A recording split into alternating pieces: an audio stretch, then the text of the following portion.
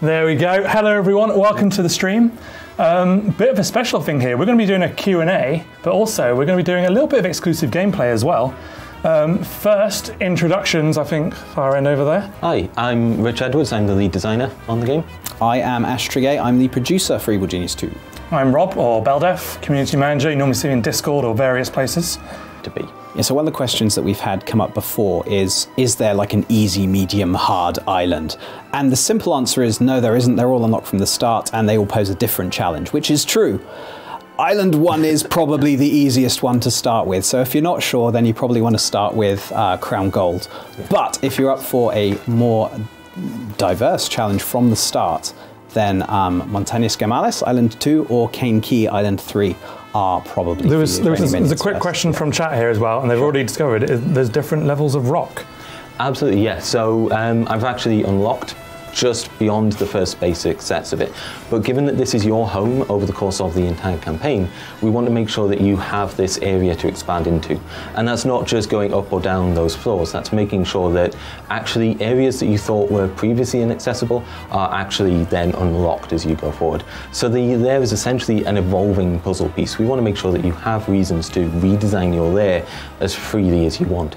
And you can see the different rock levels, in case anyone hasn't spotted, is both the colour of the rock and also the actual height. So you can tell at a glance that the denser, higher rock is the tougher stuff, and the stuff that's close to kind of dirt and is a little bit lower down is the stuff that you can dig through from the start of the game without any research needed. What was the first thing you modelled in? So from the start, working with our lovely, wonderful, talented art team led by Ian Pestridge, we realised that we wanted to make sure that at a glance, even at kind of this kind of distance, you can tell what type of minions you're looking at from a distance. And that's how we ended up focusing on kind of the silhouette language, as he likes to call it, of the different minion types. So you've got your big, muscly minions like these guys Rich is looking at the minute. You've got your standard kind of worker minions and like this valet who are kind of the mid-body type, and then you've got these much smaller, slimmer scientists and technicians. So the first ones we concepted were basically one of each type. So it was a scientist, it was a worker, it was a guard. And then the one we actually modelled first was the archetypal yellow jumpsuited worker minion like this guy here. In fact, it pretty much was this guy right here. Pretty much that was the one. So this is the one we showed him off in the first E3 trailer we made, didn't we? Very first E3, an awful lot of our worker minions looked exactly like him. Yes. But yeah. Yeah, and from an environment point of view, it was essentially this console was modelled to go exactly along with that worker. Yeah, we made from there, the visuals game just expanded out. Yeah, we made a control room proof of concept, which basically had something very, very similar to that computer console, something similar to our radio repeaters there in the background, just in a fixed static position, just to kind of sell the vibe and the image and the style that we wanted to go for throughout the game. And that was the first time we all kind of looked at it and said, yeah, this is going to look really, really cool. One of the questions we get asked a lot is how much content is in the game, and that's never going to be an easy and straightforward thing to answer. The amount of side content that we're giving you is quite high. Huge! How long will it take to fill out the entire tech tree? Because I know there's many different playstyles for this, and people have asked that. Yeah, sure. So I think the simple answer is you don't have to fill out the entire tech tree. In fact, during multiple playthroughs, you might choose to just branch into specific areas and then leave other elements unexplored. Obviously, the completionists among you will want to complete everything. It's completionists, that's what you do. So you're going to complete the entire tech tree. Now, question comes up a lot around, okay, how long does it take to do X and Y in the campaign? And we're not being evasive when we avoid answering that. The simple answer to that is that there is so much content there that is optional, and you can get lost in the core loop if you choose to do so. You can take over the world as quickly as possible, or you can just, you know, sit back, let your layer tick over, watch the gold rake in for a while and take your time. Actually, during previews, we had people spend upwards of 10, 15, some 20 hours effectively playing the tutorial because they were enjoying just the core loop and expanding their layer. And that's fine. It says, will there be Steam achievements? There will absolutely be Steam achievements, yes. So we've got a whole bunch of those. Some of them very obvious, and some of them really going to encourage you to play the game in different ways and try different combinations of traps and stuff like that. Yeah, we've got quite a broad range for you there. Dozens and dozens. There's achievement hunters out there. There's always more to do, isn't there? Yes, oh yes, there is. Yeah. We've also made sure that those achievements do sort of match a range of play styles. So you'll get some more easily depending on what way you're playing and how you're tackling various things. I'm just going to jump on a few here as well. Someone's asked about cloud saves. Yes, we fully support Steam cloud saving. Sorry, I shouldn't really be reading the chat. It's your job. One thing I said to Ash and Rich is try not to read the chat. I can't help it, it's right there. We so also tempting. support controllers from the start as well, so basically... That was the big thing. Can we show a bit of like, we've got controller support, but Yes. like your keyboard mapping, you can set the game up basically however you want, right? Basically however you like, so... show us a few of the settings, Rich. we got a whole Do we list. want to? Yeah. Options. We're pretty pleased with our default controls, but we appreciate they're not going to be for everyone, so we've got a fairly extensive list of input bindings for keyboard and mouse Change it users. to whatever you like. Yep. But yeah. There's lots there for you to go through. SM James saying, what's that hourglass thing in the training room? That is the Sands of Time. Yeah, that's it. That's one of the many loot items you'll be able to steal. As I say, anything in its aura will be fully repaired just by having this thing there. It just means that my technicians don't need to be constantly maintaining this room, and I can just sort of leave this as it is, which is important given that my minions keep dying on me whenever I send them to deal with any agents in my lair. Will it be possible to win the game without doing anything illegal? I don't want my evil genius to be a bad guy.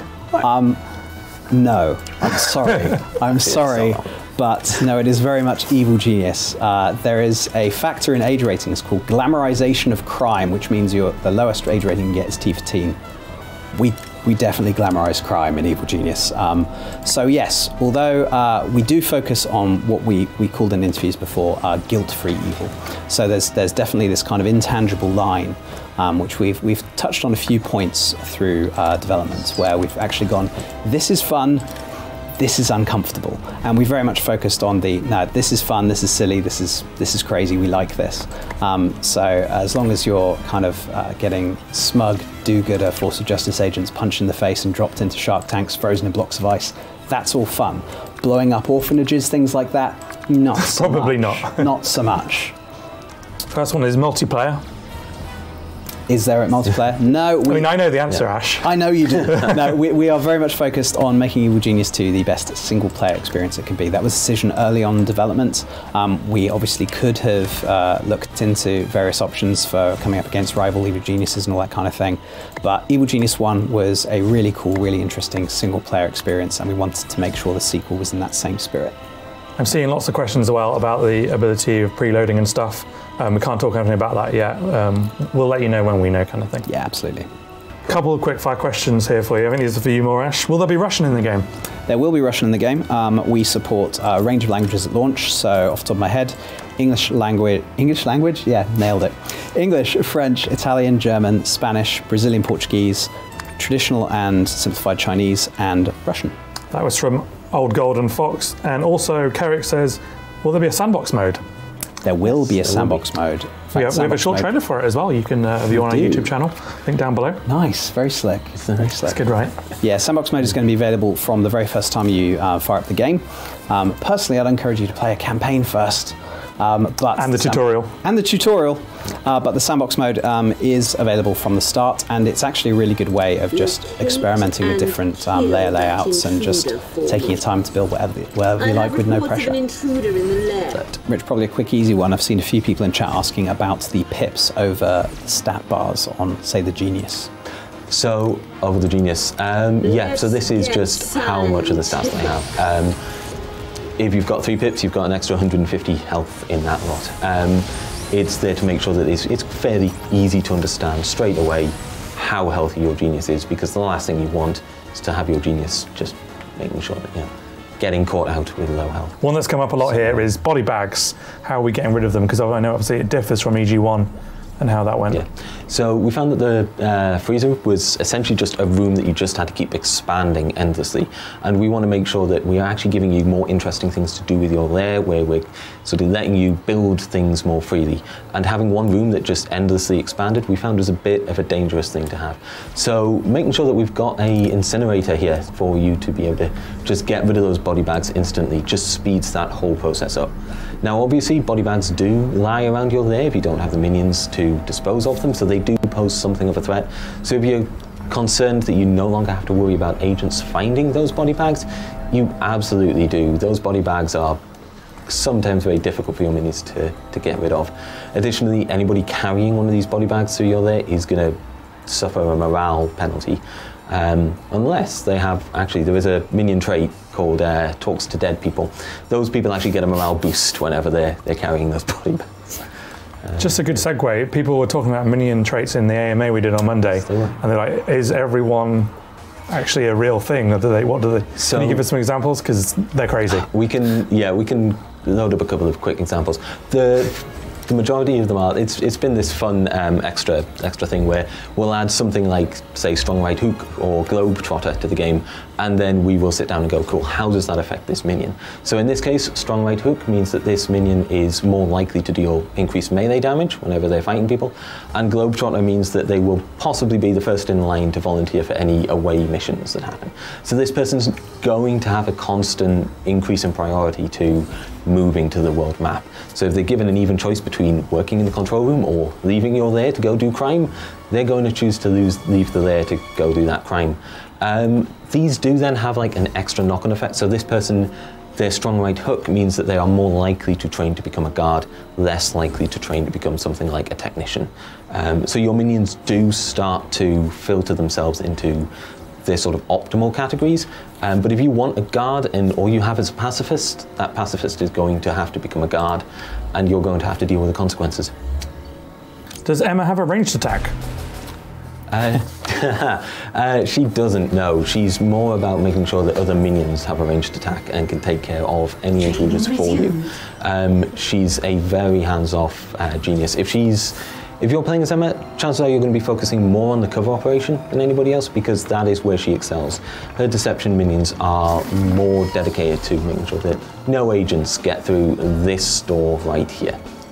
Right, I've got multiple people asking questions about the Doomsday device. Obviously in EG1 you only kind of fired it at the end of the game, but in EG2 you can fire it multiple times. Yeah, let's have some info. Sure, this is one of the decisions that Rich made really early on in development. He was like, look, Doomsday device is really cool. It gave you a really nice pinnacle for the campaign Evil Genius one, but I want us to do better. I want us to give players that power early on in the campaign, and then they can play with the Doomsday device, because who doesn't want to fire a Doomsday device? And, well, what's better than firing a Doomsday device once?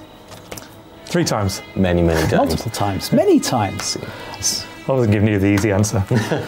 So early on you'll be able to build the device, and every time you fire that, that's going to have a different effect depending on which genius you're playing. Now once you've got that set up and once you've got it built and you can just use it as freely as you like, you can then make sure that you're gaining that advantage every single time you fire it. But one of them that was the top question as well on the AMA is Steam Workshop support. I know you answered that in the AMA, but can you give us a quick summary again? Sure thing. So yeah, we're aware that mod support was one of the key elements with the community in keeping the passion and interest in the Evil Genius original game alive for so long. So we've definitely been looking at that with interest. We don't have anything to announce right now for Steam Workshop support, but it is something we're very interested in ourselves. So if there's particular things you guys want to see and things you want to create, then please let us know. Yeah.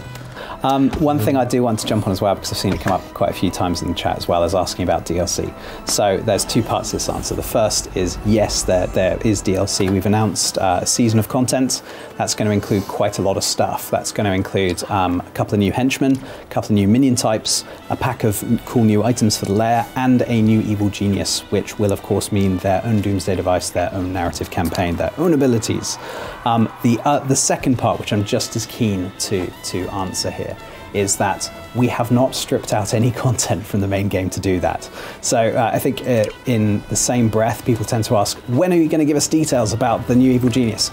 we need to make them first. We really need to make them. So the new Evil Genius, for example, is very much in the concept and modeling phase. Oh, Rich. What was that? I was hoping nobody would notice. We've got a lot of work left to do, yeah, so there's one season announced. If there's more content you would like to see, then please let us know. But the base Evil Genius game that's being released on March 30th is the full fat experience. There is nothing removed from that for downloadable content. It's just great to see. Are there cheats in this game? We have cheats, do we? We have cheats. We have cheats, but players won't have cheats. Sorry, guys. Is there a punishment mechanic for being good in the game or cheating? I mean, you can be good as you want to be. Yeah. You can be as good as you want to be, yeah. I think there's certainly a balance to be struck between the progress you want to make and how much you annoy the forces of justice, because the more you try to get done in one go, the tougher they are going to be against you. In terms of if you cheat in the game, if you find ways to cheat, then it's a single player experience. You're only cheating yourself. Red Fox Flame Gaming. That's all good. Holy heck, you can gain money from the casino. Oh, yes. You can indeed. Absolutely. I don't think we've even touched on the casino. No, we haven't. So let's do it very quick. One of the things that you can do is if you take any number of items in there, you can swap it between reducing agent skills, so they are more likely to trigger your traps, or you can swap it to the scam tourist mode, at which point you're going to be starting to generate an income from these items. I've actually had most of this set to generate an income this whole time, which explains why agents haven't been setting off my traps. Yeah, you're too efficient. The more you know. That's your problem. Yeah. Final question is, how many hours of gameplay are you going to get? And we answered this kind of earlier on. The tutorial alone has people were playing it for up to 10 hours, and the game is obviously a lot more than that as well. Important to note, you don't have to play the tutorial for 10 hours. But we recommend it. It's a hands-off experience. We give you the tools you need to get started, and then let you play through that. We recommend the tutorial on your first playthrough. Yes, absolutely. Oh yes. I think the main thing we do want to say though is thank you to everyone. I think seeing everyone's responses from when we first were actually able to share any of the game to you guys consistently through new trailers and streams like this, it's been phenomenal seeing the enthusiasm you guys have for the game. We're really, really excited to get it in your hands. So yeah, March 30th. Hope you're looking forward to it.